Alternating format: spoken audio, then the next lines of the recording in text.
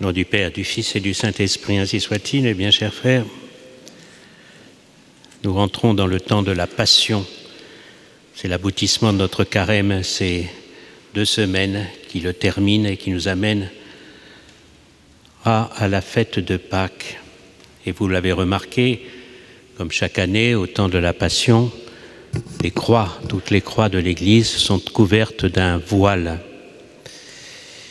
Quand Jésus est mort, à 3 heures de l'après-midi, le vendredi saint, il a poussé un grand cri et sa tête s'est affaissée sur sa poitrine.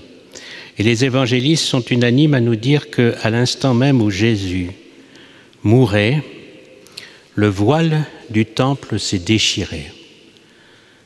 Le temple de Jérusalem, qui est à quelques centaines de mètres de l'endroit du calvaire où Jésus est crucifié, avait une partie qui était le sanctuaire, le centre qui était le sanctuaire, et le sanctuaire était le lieu symbolique de la présence de Dieu. Et les fidèles étaient séparés de ce sanctuaire par un voile immense. Ce voile symbolisait le péché qui nous sépare de Dieu, qui nous empêche d'entrer dans le sanctuaire de Dieu, de voir Dieu face à face.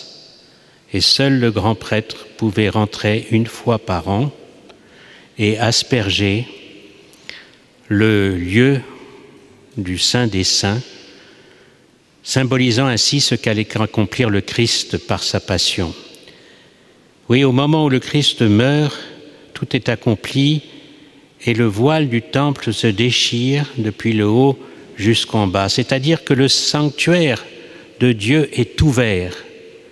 Le Christ déchire par sa passion cette séparation qu'il y avait entre Dieu et les hommes.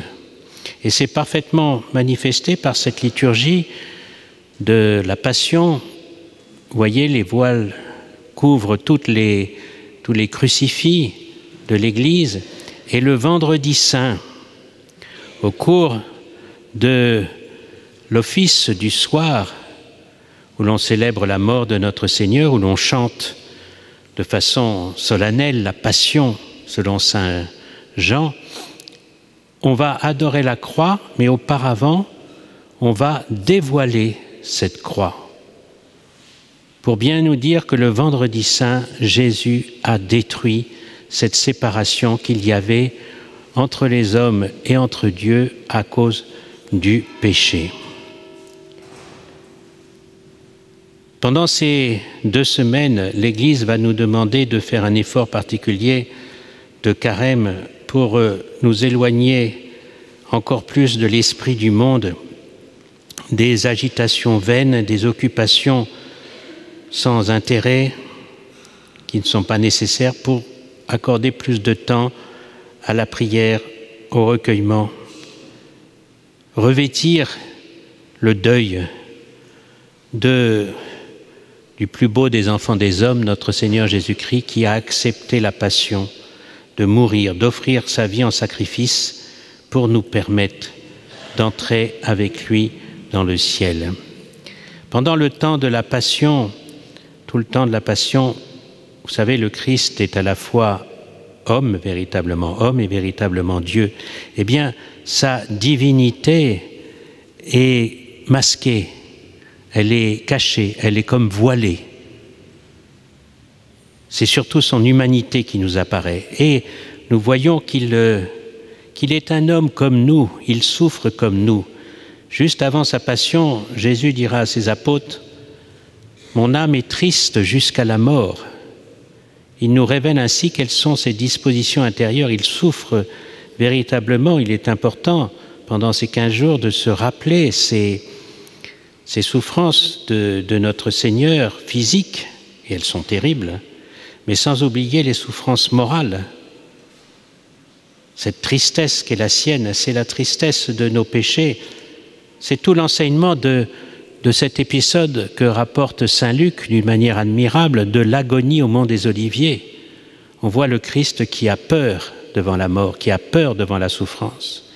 Il est comme nous, vous savez, une souffrance quand elle nous survient, si on la connaît un peu à l'avance, eh bien, on y réfléchit et on a peur par avance. Et le Christ avait peur.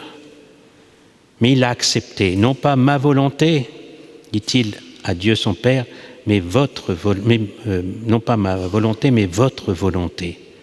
Oui, cette volonté lui était dure, mais il le faisait par charité, obéissance à son Père par charité pour nos âmes. Et si, le jour de Pâques, nous concentrerons sur cette gloire, cette puissance du Christ et cette divinité qui se révèle à travers cette résurrection, pendant les 2 semaines de ce temps de la Passion, c'est sur son humanité qu'il faut s'arrêter. Il y a 14 jours jusqu'au samedi saint à partir d'aujourd'hui. 14 jours, c'est le nombre 14, c'est le nombre des stations du chemin de croix. Il faudrait faire de ce temps de la Passion comme un chemin de croix chaque jour. Il faudrait le consacrer à une des stations du chemin de croix dans notre méditation, dans notre prière. Ainsi, nous suivons Jésus sur le chemin de la croix. Jésus qui nous dit, comme il le dit aux femmes de Jérusalem qu'il rencontrera sur le chemin du Calvaire, « Ne pleurez pas sur moi, mais pleurez sur vous et sur vos enfants. » Ne pleurez pas sur moi, c'est-à-dire ne pleurez pas sur ma passion. Ma passion, c'est un sacrifice et je l'offre. Les femmes de Jérusalem qui sont là, elles se lamentent sur le mal, sur cet homme qui souffre, mais elles n'en voient pas les causes. Et Jésus leur dit, pleurez sur vous et sur vos enfants, c'est-à-dire sur vous et sur vos péchés, sur les péchés de Jérusalem qui chassent le Sauveur du monde. Eh bien, pendant ce temps de la Passion, il ne faut pas pleurer sur le Christ qui souffre, mais il faut pleurer sur nos péchés, parce que c'est nos péchés qui sont la cause de la souffrance. Notre Seigneur n'aurait pas pu nous faire rentrer au ciel s'il n'avait pas fait ce sacrifice de sa vie, ce sacrifice dans le supplice épouvantable de la croix. Oui, ne pleurez pas sur moi et sur vos péchés, mais sur vos péchés, oui. C'est ça que notre Seigneur nous demande pendant ces 2 semaines. Vous savez, le péché reste mystérieux pour nous. Or, nous comprenons le désordre qu'il y a, mais pour bien comprendre le péché, il faudrait être Dieu. Dieu seul peut comprendre l'offense que fait le pécheur et surtout le chrétien pécheur. Quand il pêche, ça nous paraît tellement facile de pécher. On oublie le désordre, on a du mal même à le percevoir, il faut beaucoup de foi. Eh bien, Dieu nous dit, vous voulez voir ce que fait le péché à Dieu? Eh bien, regardez quoi la croix. Voilà dans quel état le péché a mis le Fils de Dieu. La croix est la révélation de la gravité du péché. Alors, pleurons sur nos péchés. Nous ne pouvons pas contempler la croix sans vraiment avoir un vif regret. Et il faut demander cette grâce de ce regret. Je peux vous proposer, si vous voulez, pendant ce temps de la Passion, ces 14 jours qui nous séparent de Pâques, un exercice de piété qui pourrait vous faire énormément de bien.